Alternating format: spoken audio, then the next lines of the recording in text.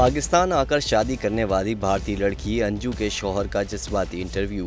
गुफ्तगू के दौरान रो पड़े। भारतीय खातून अंजू के शौहर अरविंद कुमार ने भारतीय मीडिया से गुफ्तगू में कहा कि मेरी बीवी ने जाने से पहले मुझे बताया कि वो जयपुर में अपनी सहेली से मिलने जा रही हैं। बाद अज़ां वॉइस कॉल में बीवी ने कहा कि मैं लाहौर में हूँ, मुझे नहीं मालूम कि वो लाहौर क्यों गई, वीज़ा और दीगर सामान कैसे हासिल किया। अरविंद ने दावा किया कि मैं आम तौर पर अपनी बीवी का फ़ोन या इसके मैसेजेस चेक नहीं करता। मेरी बीवी के केस को सीमा हैदर के केस से नहीं जोड़ा जा सकता।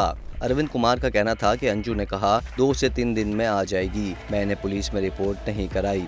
ऐसा पहली बार हुआ कि वो मुझे बताए बिना कहीं गई। ये धोखा है। बीवी के वापस आने पर बच्चे इसके साथ रहने या ना रहने का फैसला करेंगे। इसके वालिदैन को बुलाकर हम मिलकर फैसला करेंगे कि मजीद क्या इक़दाम किए जाएं। अरविंद कुमार ने हुकूमत से अपील की है कि अगर अंजू के पास तमाम कानूनी दस्तावेज़ात हैं तो वापस आने दिया जाए। इस दौरान अरविंद जज्बाती हो गए और उनकी आंखों में आंसू आ गए।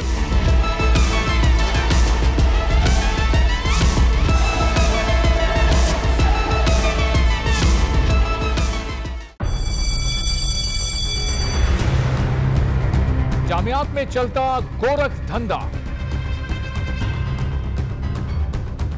नौजवानों के मुस्तकबिल से खेलने वाली काली भेड़ों के आगे हुकूमत और इंतजामिया मुकम्मल बेबस। मुस्तकबिल के मेहमानों के तहफ्फुज के लिए बोल ने उठाई आवाज, सहाफती फराइज को निभाते हुए पहुंचाई हर खबर अवाम तक। बड़े स्कैंडल से जुड़े तमाम हकाइक रखे अवाम के सामने, क्योंकि बोल है पाकिस्तान का नंबर 1 न्यूज चैनल।